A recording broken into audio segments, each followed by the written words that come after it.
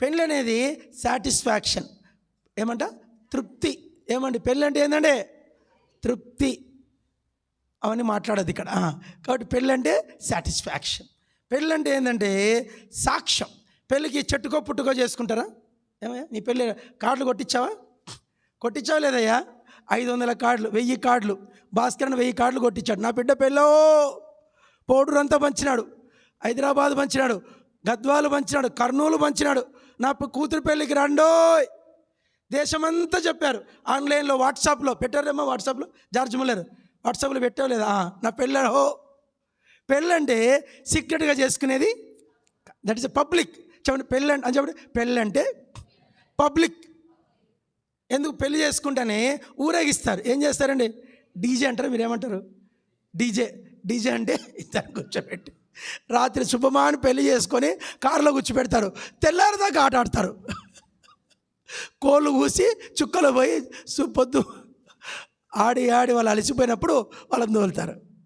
DJ ఎందుకు పెడతారంటే, అంటే పెట్టమని చెప్పట్లేదు, నాకేం డీజే పెట్టలేదులేండి. డీజే ఎందుకు పెడతారంటే పెళ్ళయింది వీళ్ళకి అని ప్రకటన చేయడం. 3 ప్రకటనలు అంటాయి. ఎన్ని ప్రకటనలు అని? జ్యోత్స్నమ్మ పెళ్ళి కూడా 3 వారాలు చెప్పామా లేదన్నా? ఆఖరి వారం భాస్కరన్ లేచి చెప్పిండు, నా కూతురు పెళ్ళికి రండి అని. పెళ్ళంటే సాక్ష్యం, పెళ్ళంటే నిబంధన. చెప్పండి నిబంధన అంటే ప్రమాణాలు. ప్రమాణం చేపిస్తామా లేదన్నా? రాజేష్ అన్న ప్రమాణం చేసావు లేదా? మా అక్క అనిత, ఏం పేరా అనితకు ఏం చేసినావు ప్రమాణం? ఏమని చేసింటో నాకు తెలిసి, నిన్ను తప్ప ఇంకొక స్త్రీని నేను వల్లను, ఇంకా నేను తప్పు చెయ్యను.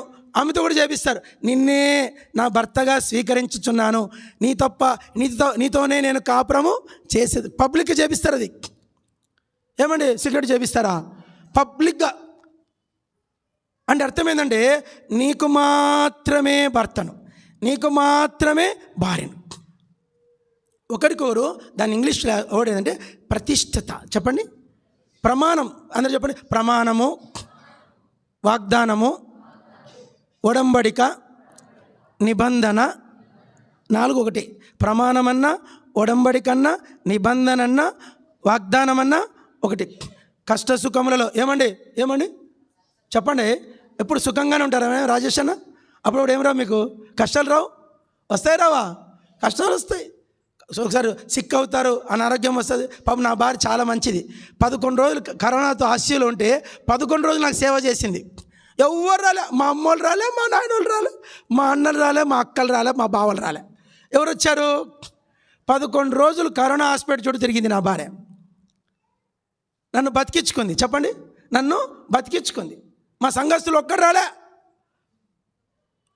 రాలే, అడ్రస్సే లేరు.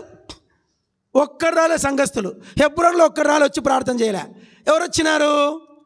భార్య వచ్చింది. డబుల్ మాస్క్ వేసుకొని, డబుల్ గ్లౌజులు వేసుకొని 11 రోజులు ఐసీలో నా కొరకు తిరిగింది. అంటే అర్థం ఏంటి? ప్రమాణం. ఏం చెప్పు? నువ్వు నా భర్తవు, నేను నీ భార్యను, నిన్ను తప్ప నేను నీతో కష్టంలోనూ సుఖంలోనూ నీతోనే జీవించేది. ప్రమాణం. పెళ్ళంటే మాటలు కాదండో. పెళ్ళి ఏంటంటే ఘనమైనది. చెప్పండి. అబ్బో నాకు తెలిసి ఈ పెళ్ళికి 15 లక్షలు ఈజీగా ఉంటుంది భాస్కరన్నకు. తక్కువైందో ఎక్కువ నాకు ఎక్కువ తెలియదు. మొన్న ఒక ఆయన పెళ్లి చేశాడు హైదరాబాద్ హెబ్రోన్లో. 2 కోట్లు పెట్టిండు. ఎన్ని కోట్లు? 40 లక్షలు భోజనాలు. ప్లేట్ 1200 అంట. ప్లేట్కి ఎంత? 1200. అంత ఘనంగా చేశాడు. దాదాపు హెబ్రోన్ ఫెలోషిప్ సేవకులందరూ వచ్చారు. హెబ్రోన్లో హైదరాబాద్లో లీ ప్యాలెస్ అని ఉంటుంది హోటల్. లీ ప్యాలెస్ అంటే దాని ఫంక్షన్ హాల్ బుక్ చేసుకోవాలంటే 7 లక్షలు కట్టాలి. ఫంక్షన్ హాల్కి 7 లక్షలు, 40 లక్షలు పెట్టి పెళ్లి ఖర్చు పెట్టాడు. భోజనాలకి అంత పెళ్లి 2 కోట్లు అయింది. పెళ్ళి అంటే ఎంత 2-3 నెలల నుంచి సిద్ధపడతారు. ఏమయ్యా 2 నెలలు 3 నెలల పెళ్ళి అంటే హడావిడిగా చేసుకునేది కాదు. కనీసం 2 నెలలు ఘనమైనది. బ్యాండు మేళము, పెళ్ళి, బట్టలు, కొత్త బట్టలు, వేలు, సూటు బూటు. ఎందుకంటే పెళ్ళంటే ఘనమైనది. పెళ్ళంటే ఘనమే. షర్టు మార్చేది కాదు. ఏమన్నా కొందరు షర్ట్లు మారుస్తారు మన కొందరు. అలాంటిది పెళ్ళి కాదు. పెళ్ళంటే ఒక్కరితోనే, ఒక వ్యక్తితోనే తన చావో బతుకో అని చెప్పేది. అందరూ చెప్పండి. దేవుడు జతపరిచిన వారిని మిగతాది మీరు చెప్పండి, నేను చెప్పాలా? ఏ మనుష్యుడు ఇది మాత్రం అన్ని బాగా తెలుసు, దేవుడు జతపరిచిన వారిని ఏ మనుష్యుడు. చాలామంది అత్త దూరుతుంది, మామ దూరుతాడు. కొందరు సంసారాలకు ఎవరు దూరుతారండి? అత్త దూరుతుంది, మామ దూరుతాడు. వాళ్ళు ఎవరు? కౌన్ కిస్కత్వం తన్ని ధర్మాలం ఇట్లాంటి వాళ్ళని. భార్యాభర్తల మధ్యలోకి దూరే వాళ్ళు శాపగ్రస్తులు. వాళ్ళిద్దరికి వదిలేలా, కష్టమో సుఖమో వాళ్ళ బాధలు వాళ్ళు పడాల. మధ్యలో అత్త దూరుతుంది, మామ దూరుతుంది, బామ్మరి దూరుతాడు, బావ దూరుతాడు, తోడుకోలు దూరుతుంది, ఆడపడుచు దూరుతుంది. పనికి మాలోళ్ళు, దరిద్రులు, శాపగ్రస్తులు. ఎవరు దూరకూడదు చెప్పండి, ఎవరు మధ్యలోకి దూరకూడదు. భక్సింగ్ గారు చాలా స్ట్రిక్ట్గా చెప్పేవాడంట. అందరూ చెప్పండి, తల్లిని తండ్రిని విడచి. ఇంకా ఆ రోజుతో తల్లికి తండ్రికి ఏం లేదంట. ఓ పక్షులు చూడండి, ఓ గూడు కట్టిన తర్వాత పక్షులకు రెక్కలు వస్తానే పొడిచి పొడిచి తరిమేస్తుంది. తల్లి పక్షి ఏం చేస్తుంది? కోడి మళ్ళీ గుడ్లోకి వస్తుంది. గుడ్లోకి వచ్చేసరికి పిల్లలు ఎంట వస్తాయి. ఏం చేస్తుంది తల్లి కోడి? పొడిచి పొడిచి నీ బతుకును బతుకోపో పో ఎల్లగొడుతుంది. పక్షి ధర్మం తెలియదు మనకు. కాబట్టి వాళ్ళ మధ్యలోకి ఇంకొక వ్యక్తి ఎంత ఇంపార్టెంట్ రోల్ కూడా రాకూడదు. కాబట్టి పెళ్ళంటే 7 సంగతులు. ఇంకోటి ఏంటంటే పెళ్ళంటే దేవుని సంకల్పం. చెప్పండి, పెళ్లి కార్డులో మాట రాస్తారు, దేవుని చిత్త ప్రకారం. ఏం రాస్తాం? It's God's will. It's God's will. ఇది దేవుని చిత్తం.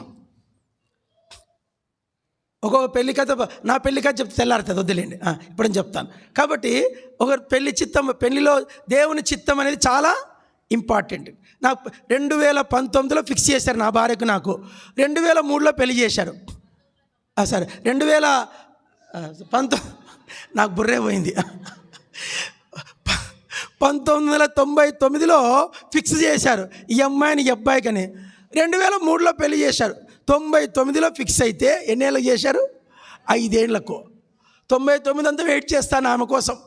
అంకుల్ అంటే ప్రేయర్ ప్రే ప్రే 99 ప్రేయర్, 2000 ప్రే, 2001 ప్రే, 2002 ప్రే, 2003 అప్పుడు సిగ్నల్ ఇచ్చిండు 6 నెలలు అయినాక. అప్పటిదాకా నోరు మూసుకొని, మీకు అర్థమైందా? మౌనంగా కనిపెట్టుకొని అప్పుడు పెద్దలు చెప్పినాక అప్పుడు ఇట్స్ గాడ్స్ విల్ అని పెళ్లి చేశారు. ఏదో అప్పటికప్పుడు అనుకోకుండా వారం చూసుకొని వచ్చి పెళ్లి దగ్గర హడావిడి చేయనేకూడదు. చెప్పండి, పెళ్లి దగ్గర తొందర చేస్తున్నారంటే ఏదో తప్పు ఉందని అర్థం. అమ్మాయిని అబ్బాయిని తొందర చేస్తున్నారంటే సంథింగ్ ఏదో రాంగ్ అక్కడ ఉందని అర్థం. పెళ్ళి అనేది నెమ్మదిగా సమాధానంగా ప్రార్థనాపూర్వకంగా దైవ చిత్తానుసారంగా చేసుకునేది పెళ్ళి అంటే. ఇవన్నీ కూడా ఉన్నాయి. అయితే పెళ్లిలో దేవుడు ఒక మాట రాశాడు, యెహోవా ఇల్లు కట్టించాడు. ఎవరు కట్టాలంట? దేవుడు కట్టాలి. ఈ జంటను ఎవరు కట్టారంటే? దేవుడు కట్టాడు. మీ జంటను, మా జంటను ఎవరు కట్టారు? దేవుడు కట్టాడు. కాబట్టి తప్పదు, అది జీవిత. పెళ్ళంటే 6 నెలలకే, సంవత్సరానికి అండి. చెప్పండి, చాలామందికి తెలీదు, చాలామందికి తెలీదు. బైబిల్ ఒక మాట అది చెప్పండి, భర్త తన ధర్మమును నెరవేర్చవలను, భార్య కూడా. చదువునమాట 2 కొరింథీ 7వ అధ్యాయం. చాలా చక్కటి మాట రాశాడు పరిశుద్ధాత్ముడు. ఇది దేవుని మాట అండి, మనుషుల మాట కాదు. చూడండి, ఒకరి ధర్మములు ఒకరు. ఎక్కడున్న మాట? చదవండి అందరూ.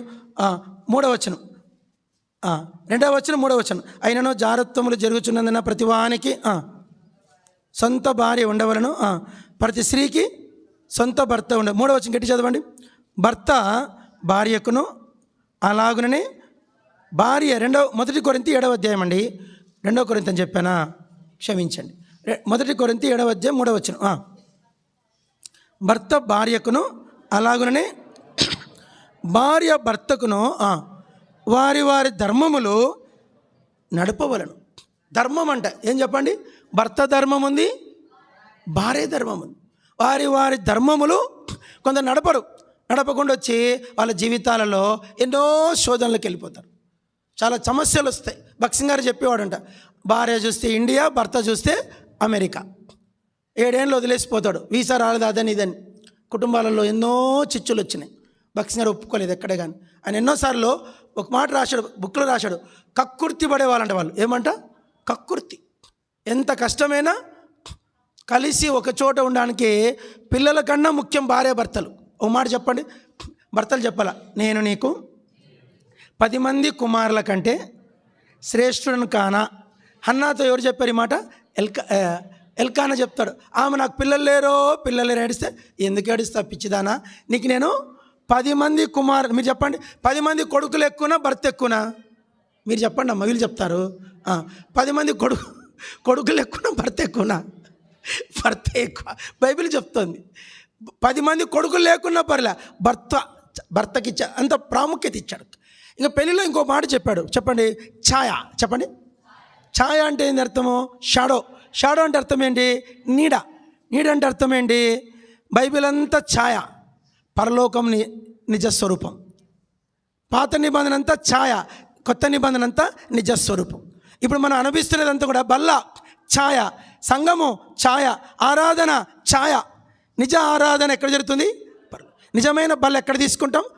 నిజమైన ప్రభువుతో సంఘం, ట్రూ చర్చ్ ఎక్కడ చూడబోతున్నాం? ఒక విషయం చెప్తా, ప్రతి సంఘంలో గొడవలు ఉంటాయి. మీకు గమనించారు లేదు? ఏ సంఘానికి వెళ్ళినా ఉండవండి. ఇప్పుడు కడపలో కర్నూలులో పెళ్ళయింది, పొద్దున ఒక ఆరాధన, మధ్యాహ్నం ఒక ఆరాధన. ఏం చేస్తాం? ఒకే చర్చ్ 2 ఆరాధనలు జరిగే సంఘాలు కూడా ఉన్నాయి. తప్పదు, ప్రతి సంఘములో కొదవలు ఉంటాయి. అట్లనే ప్రతి భార్యాభర్తల మధ్య కూడా కొదవలు ఉంటాయి. అట్లని మనం విడిపోవడానికి వీల్లేదు.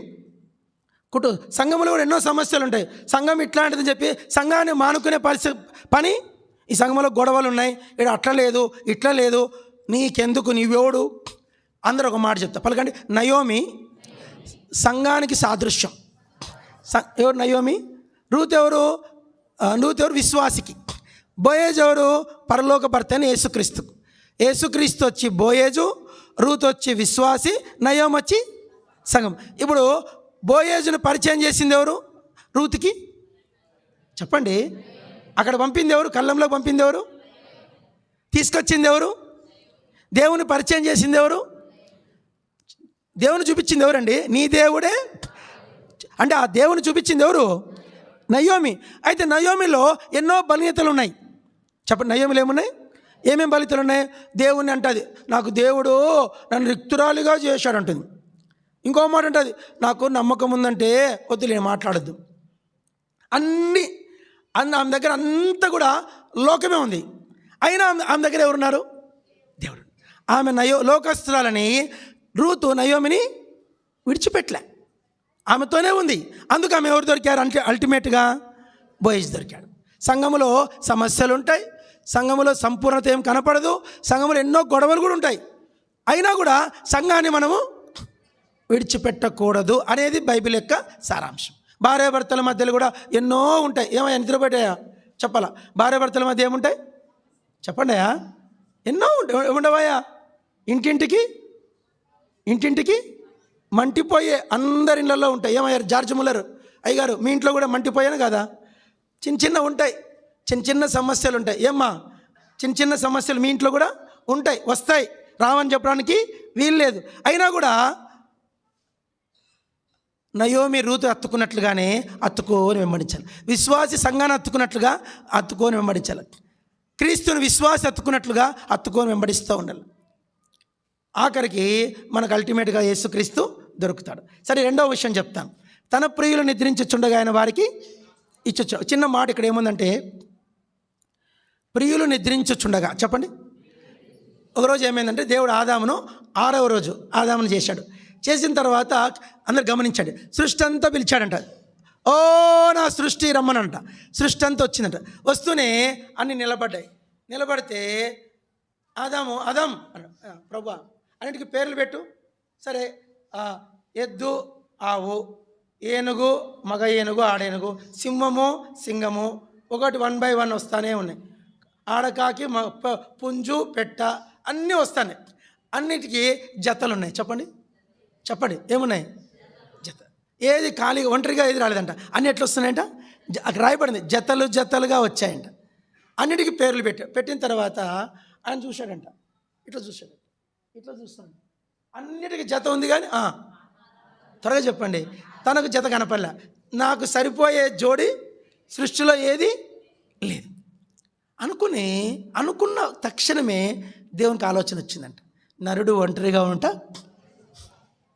చెప్పండి. నరుడు ఒంటరి, జార్జ్ ముల్లర్ ఒంటరిగా ఉండుట చెప్పండి. వినోద్ ఒంటరిగా ఉండుట, జోసెఫ్ ఒంటరిగా ఉండుట, డేవిడ్ ఒంటరిగా ఉండుట మంచిది కాదు. దేవుని వాక్యం వెంటనే దేవునికి ఆలోచన వచ్చింది. ఆదాముకు నిద్ర కలిగించాడు, మంచి నిద్ర, డీప్ స్లీప్, నిద్రపోయాడు. ఒక ఎముక తీశాడు, అందమైన అవ్వను చేశాడు. ఆమె తర్జుమాలో ఆమె విశ్వసుందరి అంట. ఏమంట అంటే మిస్ వరల్డ్ అండి, విశ్వసుందరి. ఆయన అందరు గమనించాల. నిద్రపోయాడు, నిద్ర మేల్కున్నాడు. ఇట్లా కళ్ళు తెరుస్తానే ఫస్ట్ ఎవరు కనపడ్డారు? ఒక అద్భుతమైన సృష్టి. ఆమెకు 3 ఉన్నాయంట. చెప్పండి అందరూ, చెప్పండి బాబు. Pink colour, blue eyes, gold hair, చాలా అందగత్య. బహుశా నేను అనుకుంటే ఆదాము తక్కువ అంటే 7 feet ఉండింటాడు. ఆమె కూడా 6.5 ఉండొచ్చు దగ్గర. వాళ్ళిద్దరిని జతపరిచాడు. వాళ్ళిద్దరికి పుట్టిన వారమే మనం. వాళ్ళకి ఏం చెప్పండి? మీరు ఫలించడి. ఏమన్నాడు? ఫలించండి. వీళ్ళకి కూడా ఏమన్నా మనము ఫలే. 3వ మాట వచ్చింది కీర్తన 127లో, గర్భఫలము. ముందు ఇల్లు, మళ్ళీ పెళ్ళి, పిల్లలు. చెప్పండి, చూడండి. ఇల్లు పలకరేటండి. ఇల్లు.